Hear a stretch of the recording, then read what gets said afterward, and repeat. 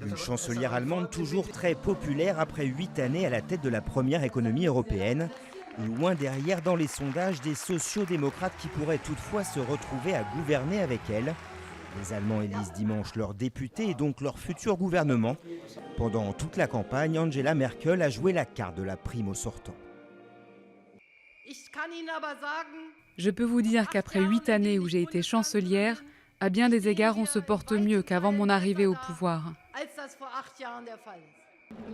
Tous les sondages l'annoncent, Angela Merkel devrait pour la 3e fois être chancelière. À une vingtaine de points de moins dans les intentions de vote, le social-démocrate Peer Steinbrück a multiplié les faux pas. Dans ses discours, il accuse Angela Merkel d'immobilisme.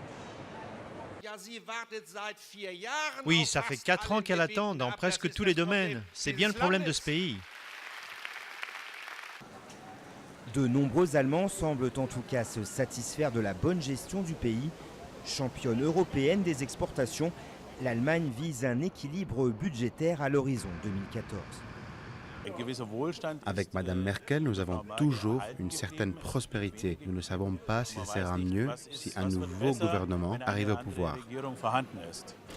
Avec un parti libéral qui vient de prendre une déconfiture en Bavière lors d'un scrutin régional, la chancelière pourrait avoir à se tourner vers un autre partenaire, dans le cas fort probable où les conservateurs n'atteindraient pas la majorité absolue. De nombreux observateurs annoncent déjà une nouvelle grande coalition, comme entre 2005 et 2009. Ce scénario d'une grande coalition qui fait actuellement la tendance des sondages, il faut le voir comme un souhait des Allemands pour une plus grande harmonie, moins de confrontation, plus de sécurité. Quoi qu'il arrive, Angela Merkel, déjà élue 3 fois de suite la femme la plus puissante au monde par un magazine américain, vient tout juste d'avoir droit à une nouvelle statue au musée Tissot de Berlin. Une version plus fidèle à la réalité après 8 ans de pouvoir, avec ce geste des mains auquel de nombreux Allemands l'associent aujourd'hui.